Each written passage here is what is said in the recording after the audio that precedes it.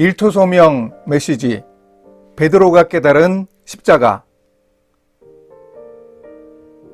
기독교를 표현하는 이미지를 하나 말하라면 바로 십자가라고 할 수 있습니다. 이 십자가에는 고난과 죽음의 의미가 들어 있습니다.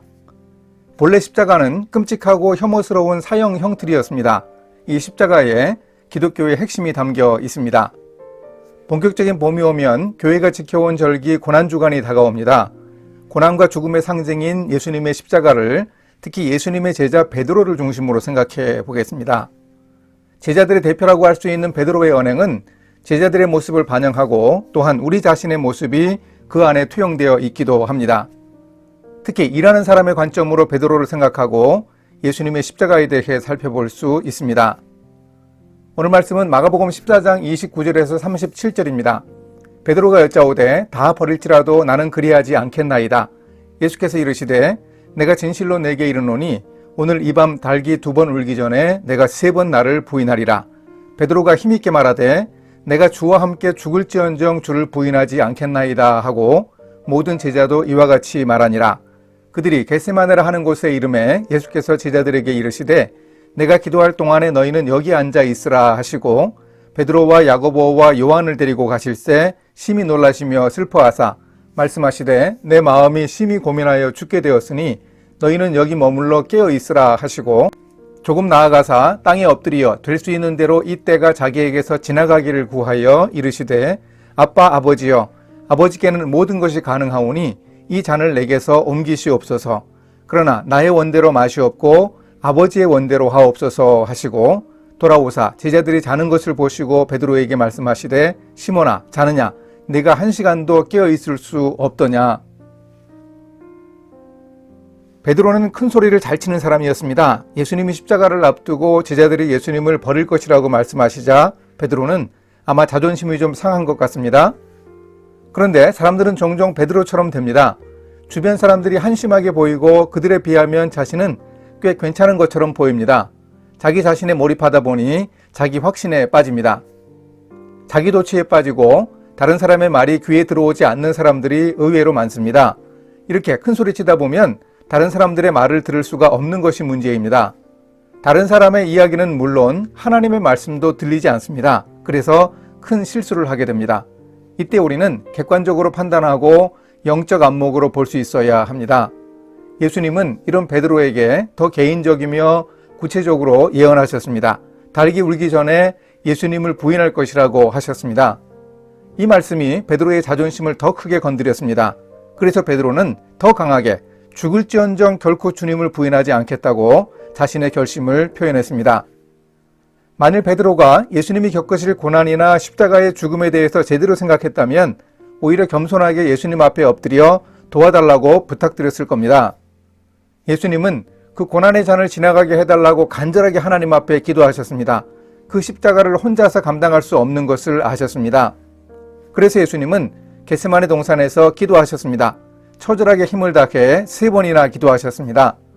이런 예수님의 기도는 베드로의 모습과는 너무나 대조가 되었습니다. 예수님은 고난을 담당할 뿐이었지만 고난에 대해서 제대로 평가하셨으니 받아들일 수 있었습니다. 그러나 베드로는 고난을 제대로 평가하지 못했기 때문에 큰 소리만 쳤지 결국 실패하고 말았습니다. 십자가 고난과 죽음을 극복하기 위해 주님이 하신 기도는 자신의 뜻이 아닌 하나님의 뜻을 이루게 하는 도구가 되었습니다. 이런 기도가 있었기에 주님은 고난을 감당할 수 있었고 그 결과 구원의 큰 역사를 이루셨습니다. 그런데 베드로는 예수님의 고난과 죽음을 받아들일 수 없었습니다. 왜냐하면 잠자느라고 기도하지 못했기 때문입니다.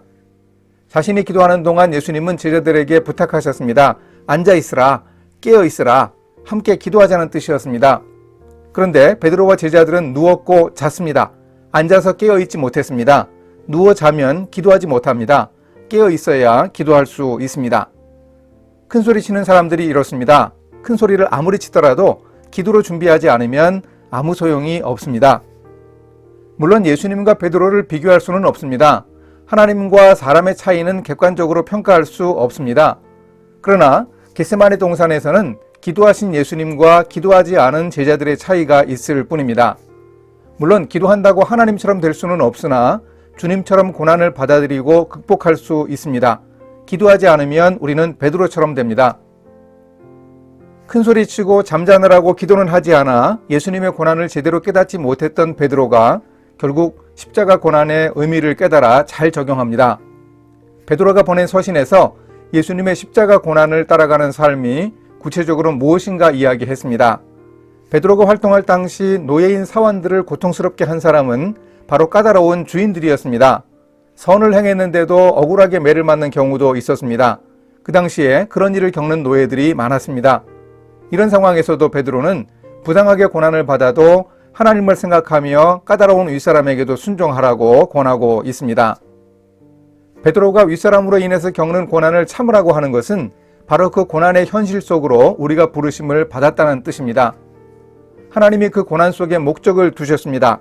까다로운 윗사람에게도 순종하고 십자가를 지라고 하면서 베드로는 이렇게 교훈합니다. 이를 위하여 너희가 부르심을 받았으니 그리스도도 너희를 위하여 고난을 받으사 너희에게 본을 끼쳐 그 자취를 따라오게 하려 하셨느니라.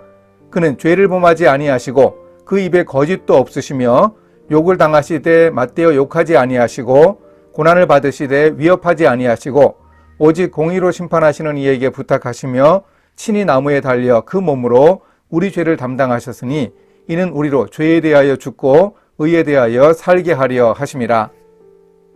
베드로의 이 십자가 해석은 고난의 소명이라고 우리가 이해할 수 있습니다. 오늘 우리가 일하며 윗사람에게 힘든 일을 겪는 일상적이고 당연한 일이 바로 십자가라는 의미입니다. 예수님이 그 고난의 본을 이미 보여주셨습니다. 예수님이 모델이 되셨습니다. 우리가 예수님의 발걸음을 따라가기 원하십니다. 예수님은 잘못이 없어도 고난받으셨습니다. 그래도 묵묵히 견뎌내셨습니다. 그 고난을 직접 본 베드로가 예수님을 부인하고는 3번이나 확실하게 배신하고 난 후에 돌이켜 회개하고 고난에 대해 깨달았습니다. 베드로는 우리 일터가 고난의 현장이라고 적절한 교훈을 줍니다. 이것은 부정적인 의미가 아니고 적극적이고 진취적인 태도를 유발하는 것입니다. 우리도 일터에서 주님의 은혜로 고난을 충분히 견딜 수 있다니 힘이 납니다. 이런 고난의 힘, 고난의 미덕을 가지고 우리도 일할 수 있습니다. 일터의 고난도 예수님의 십자가로 적용하는 사도 베드로의 교훈을 마음에 새길 수 있기를 바랍니다. 함께 기도하십니다.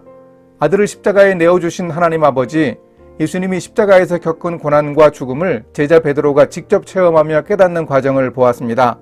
십자가를 통해 구원의 은혜를 베풀어 주심을 감사합니다. 특히 일하는 사람에게 적용한 베드로의 십자가의 의미를 저도 일터에서 분명하게 드러내며 살아갈 수 있도록 인도해 주소서. 예수님의 이름으로 기도합니다. 아멘.